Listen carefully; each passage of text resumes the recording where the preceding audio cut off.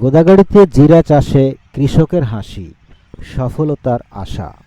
খবর পড়ছি আব্দুল খালেক।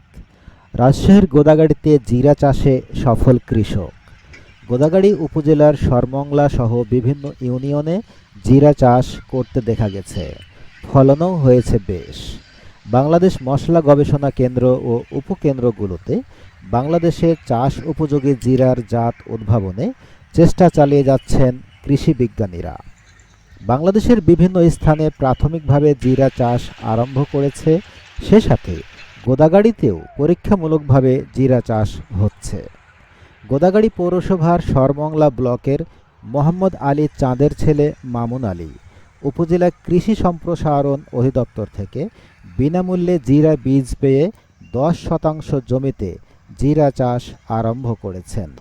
সরেজমিনে গিয়ে দেখা যায়, বাড়ি জিরা এক জাতের চারাগুলো বেশ সুন্দর ও হৃষ্টপুষ্ট হয়েছে।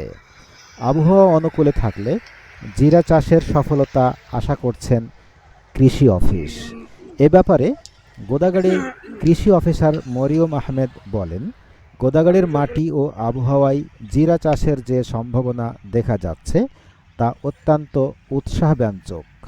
কৃষি সম্প্রসারণ অধিদপ্তর এর উদ্যোগে পরীক্ষামূলকভাবে জিরা চাষ শুরু হলেও ইতিমধ্যে কৃষকদের মধ্যে আগ্রহ তৈরি হয়েছে। বাংলাদেশ মশলা গবেষণা কেন্দ্র উদ্ভাবিত বাড়ি জিরা এক জাত মাঠ পর্যায়ে ভালো বৃদ্ধি প্রদর্শন করছে। আমরা নিয়মিত তদারকি ও কারিগরি সহায়তা দিচ্ছি। সফলতা অব্যাহত থাকলে জিরা চাষ এ অঞ্চলে নতুন অর্থকরী ফসল হিসেবে কৃষকের আয়ের উৎস, নতুন দিগন্ত উন্মোচন করবে।